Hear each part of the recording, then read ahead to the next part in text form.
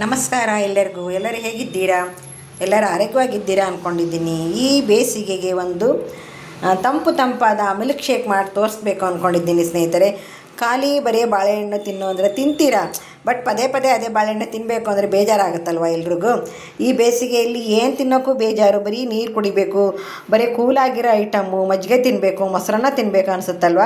ಹಾಗಾಗಿ ಇದನ್ನು ನಾನು ಬಾಳೆಹಣ್ಣಿನ ಮಿಲ್ಕ್ ಶೇಕ್ನ ಮಾಡೋದು ಹೇಗೆ ಅಂತ ತೋರಿಸ್ತಾ ಇದ್ದೀನಿ. ಈಗ ನಾನು ಬಾಳೆಹಣ್ಣನ್ನು 4 ತೊಗೊಂಡಿದ್ದೀನಿ.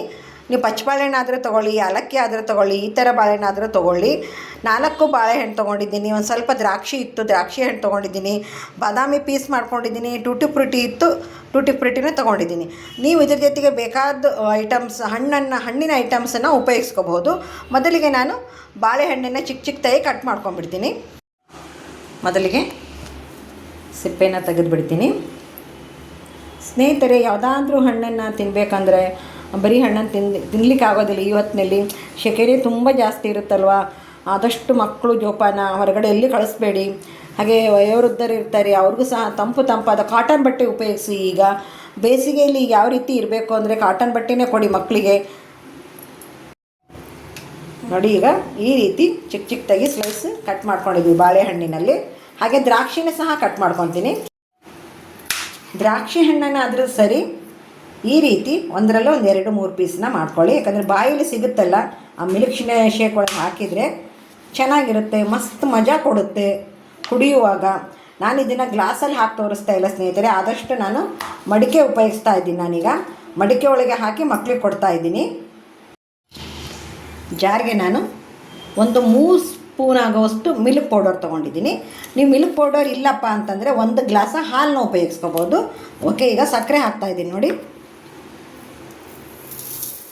ಒಂದು ಚಿಕ್ಕ ಗ್ಲಾಸಲ್ಲಿ ನಾವು ಟೀ ಕುಡಿತೀವಲ್ಲ, ಆ ಟೀ ಕಪ್ನಲ್ಲಿ ನಾವು ಸಕ್ಕರೆ ಹಾಕ್ತಾಯಿದ್ದೀನಿ.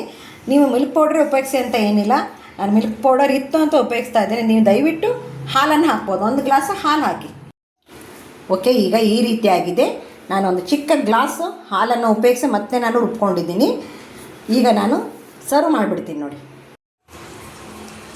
ನಾನು ಮಡಿಕೆ ಒಳಗೆ ಹಾಕ್ಕೊಡ್ತಾ ಇದ್ದೀನಿ ಮಕ್ಕಳಿಗೆ. ಮಡಿಕೆ ಒಳಗೆ ಹಾಕೋದ್ರಿಂದ ಒಂದು ಸ್ವಲ್ಪ ಹೊತ್ತು ಬಿಟ್ಟೆ ಅಂದರೆ ಅದು ತಂಪಾಗಿರುತ್ತೆ. ನೋಡಿ, ಸರಿಯಾಗಿ ಈ ಜಸ್ಟ್ ನಾವು ಮನೆಯಲ್ಲೀಗ 3 ಇದ್ದೀವಿ.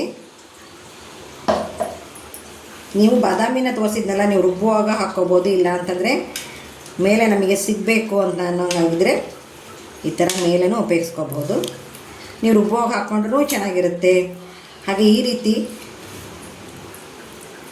ಮೇಲೆ ಹಾಕ್ಕೊಂಡ್ರೂ ಚೆನ್ನಾಗಿರುತ್ತೆ ಸ್ನೇಹಿತರೆ. ಬಾಳೆಹಣ್ಣು ಅಲ್ಲಿ ಇಲ್ಲಿ ಇಟ್ಟು ಕೆಡಿಸ್ಬಿಡ್ತೀರಪ್ಪ, ಈ ರೀತಿ ಮಾಡ್ಕೊಳ್ಳಿ.